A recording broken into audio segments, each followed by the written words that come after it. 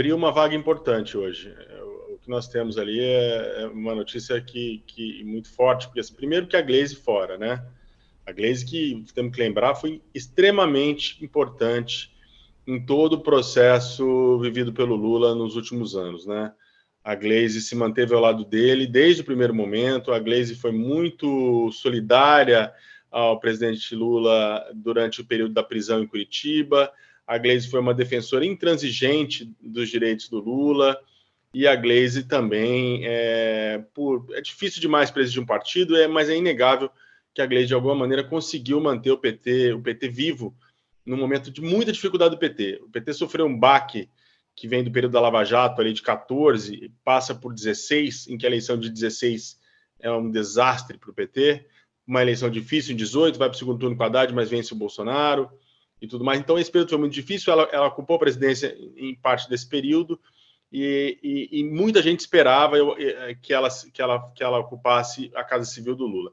Então, esse é o outro ponto. O outro ponto é abrir uma vaga importante. Se a Gleisi não vai para a Casa Civil, quem irá? E aí entramos numa outra dimensão, né? Eu entendi que essa vaga poderá ser ocupada por alguém de fora do partido. Porque se não vai a presidente do PT, qualquer outro petista que ocupar essa vaga vai ficar uma situação estranha no meu ponto de vista. Vai criar ruído lá dentro. Então, me parece que o Lula, para tentar ajeitar as coisas, para tentar ter uma melhor interlocução com o Congresso, uma melhor interlocução com a coalizão, com os aliados, pode ter deixado a Gleisi comandando o partido. Ele tem razão, é uma missão importante, ele fez isso em 2003. O Genuíno não foi para ministério, o Genuíno continuou, o Zé Genuíno era o presidente do PT em 2003, né, virou presidente do PT em 2003, perdeu a eleição ao governo de São Paulo, e em 2003 não ocupou o ministério para continuar comandando o PT. Ele está sendo coerente com o que ele fez no primeiro mandato dele. A Gleisi tem uma função importante, mas me parece que ele vai usar esse cargo agora, a Casa Civil, para acomodar algum outro aliado e, de alguma maneira, dar uma sinalização para a coalizão governista, para a base governista, de que o PT não dará sozinho as cartas na articulação política do novo governo. O abatimento pode ser uma preocupação maior, né, do que a gente está falando. Tem aí a preocupação com o foro privilegiado, né, que vai deixar de existir. Gente, eu odeio falar de abatimento de presidente. Liberaram o mimimi agora na direita? Ele é o que? Uma bailarina de 5 anos que a professora deu bronca, tá abatidinho? Não tem abatidinho, ele não quis ser presidente da República? Ele não fez tudo o que ele fez? Assuma feito homem. Tá ruim psicologicamente? Eu sou a favor de fazer igual nos Estados Unidos. O país não tem nada a ver com os trelelê do presidente. Deu errado, tá com problema, tá não sei o quê. Olha, espero que melhore, mas se afasta. Renuncia. Passa pro Mourão, tira uma licença de saúde. É ridículo isso. O que é? Tô mal, tô preocupado. Isso é mimimi, isso aí não é criança, tem que ser tratado feito homem. Você pode estar mal. Quantos de nós já teve situação de estar mal psicologicamente? Você deixa os outros na mão? Você é irresponsável com o seu trabalho porque você está mal? Não é assim que as coisas se resolvem no mundo dos adultos. Aí ele fica plantando isso, de que tô mal. Liberou o mimimi agora? Não era contra o mimimi até ontem? Agora está chorando pelos cantos, o país inteiro dependendo da choradeira desse homem. Tem essa fala de Mourão, a gente vai colocar aqui na tela para eu ler junto com vocês, a nossa produção vai colocar aqui agora. Então ele diz que os protestos são tardios e é preciso aceitar a vitória de Lula, né? Então Mourão dizendo que os manifestantes bolsonaristas que pedem aí uma subversão do resultado das eleições fazem um protesto tardio.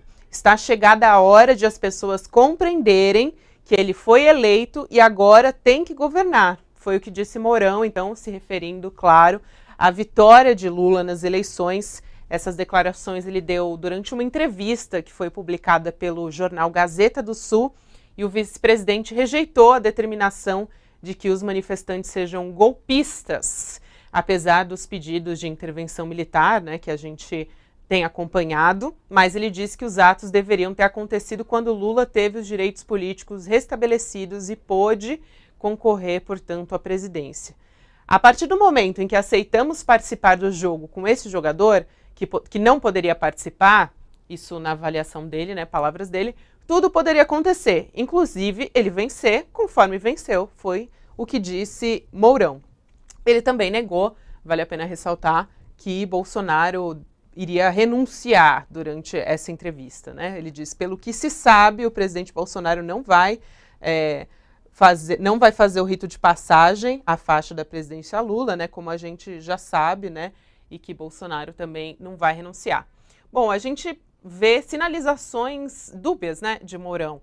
Ele diz que os atos não são golpistas, né? Já falou isso outras vezes, mas que, por outro lado, tem que se aceitar aí que Lula venceu de forma democrática, né? E que não tem o que fazer, tem que aceitar e seguir em frente. É um grupo que trabalha muito bem com dissonância cognitiva, que, aliás, o pessoal da inteligência do Exército também aprende muito. Então, você vai ver que uma hora ele fala uma coisa, outra hora ele fala outra, deixa ali nas entrelinhas. O que ele deu é um recado, como vários militares já têm dado, de que serão leais a quem quer que seja o próximo presidente. Ele é do grupo político bolsonarista, ele deve favores, então, vez ou outra, ele faz um carinho ali. Agora, o que Mourão e os outros militares sabem muito bem é que chamar esse mundo de manifestação nunca foi para Bolsonaro uma estratégia para permanecer no poder ou para mudar o resultado das eleições. Isso aí é chantagem.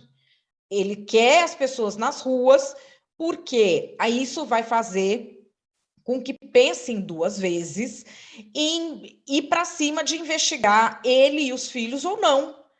Ele está lançando uma chantagem e ele conflagra mesmo o país. Se por causa dessa doideira que o povo nem sabe o que quer, tem gente mais de um mês na porta de quartel, imagina se ameaçam prender. É essa chantagem que ele está fazendo desde o primeiro momento. Então você vai ter o Mourão falando isso e o Eduardo Bolsonaro falando, continuem nas ruas, resistam, não sei o quê. Está falando mesmo depois de viajar na Copa. E é isso, é essa chantagem emocional desse grupo mais radical, e que eu entendo que tem grandes chances de dar certo e culminar com uma absolvição do Bolsonaro. Porque para isso não acontecer, para que ele fosse levado a se responsabilizar por tudo que fez durante o governo, para que seus filhos fossem responsabilizados pelas denúncias que a gente já conhece, precisaria quem está no poder não ter rabo preso, né? E a gente não consegue eleger ninguém sem rabo preso. O brasileiro gosta